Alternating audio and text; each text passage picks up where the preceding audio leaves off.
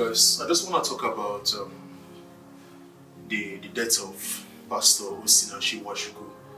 I think it's been 1 week now since she died, and obviously lots of things have come out.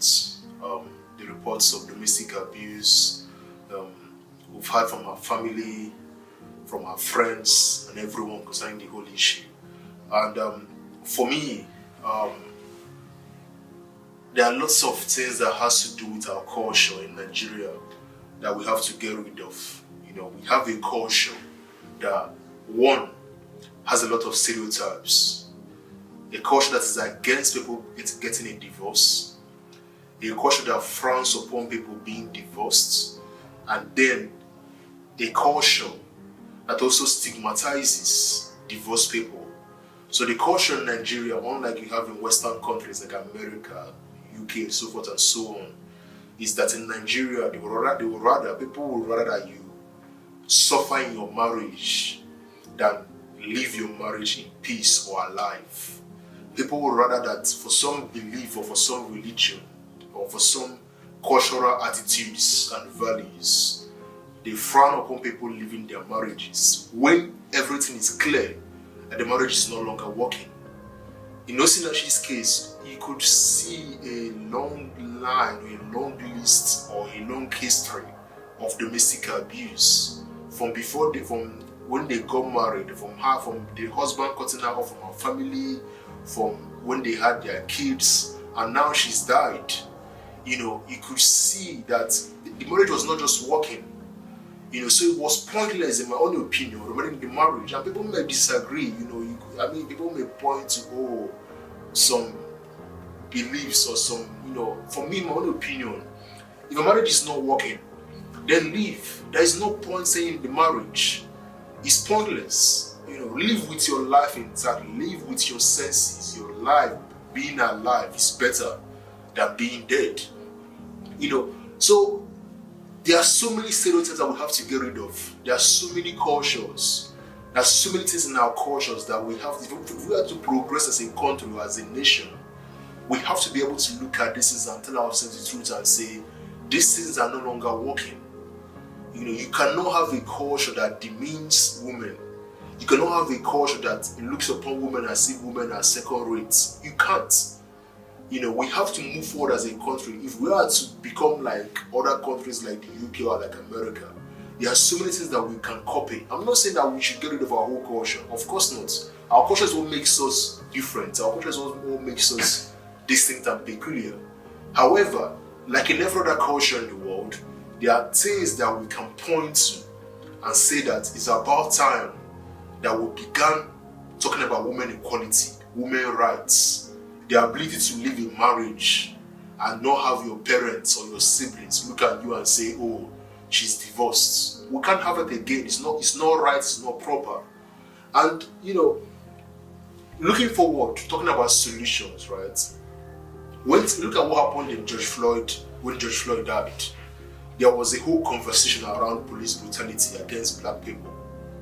If only we had the right activists or the right government in place, what you're going to be seeing now is a groundswell of support or a ground movement in the whole of Nigeria, not just in the southeast where Osinachi comes from, but in the whole of Nigeria, you're going to see a movement towards ensuring that Osinachi's death is not in vain.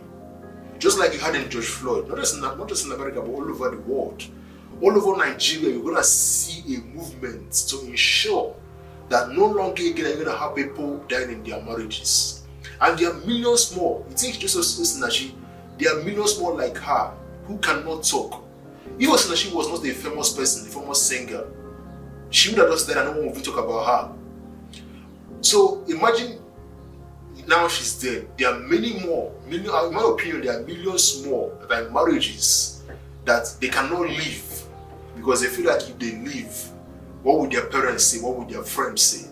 But if you start having these conversations and begin to talk about these things, you begin to see some changes, some movements. People begin to say, okay, you know what? We need to now perhaps even pass a law that protects women, that gives women more rights, more equality in Nigeria. So it's very disheartening. It's very, I mean, when we all read the news, myself, Nigeria gets you tired, you know, the whole Nigeria makes you want to give up on Nigeria.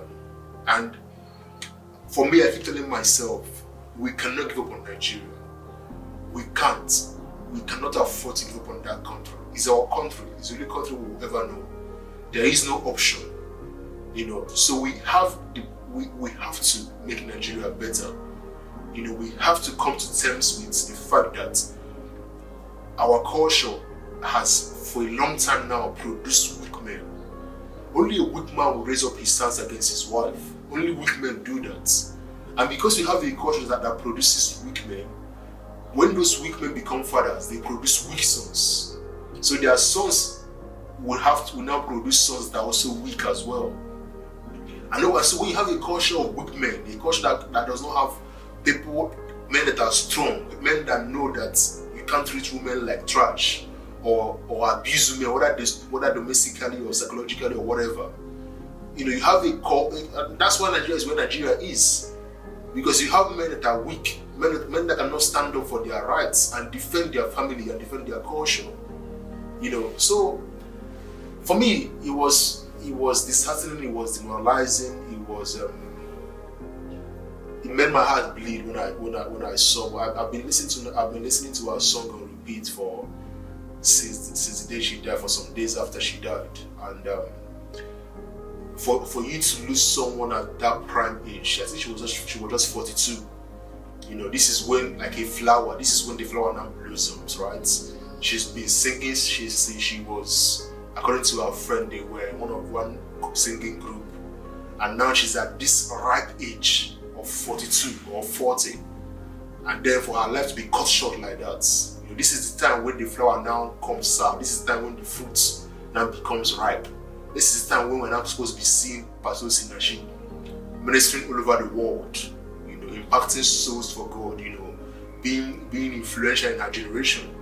For her to just be cut short like that, it says a lot about where we are as a country. But guys, let me know what you think. Please don't forget to like this video, don't forget to share this video, don't forget to subscribe. And let me know what you think in the comment section below. And thank you for watching. God bless.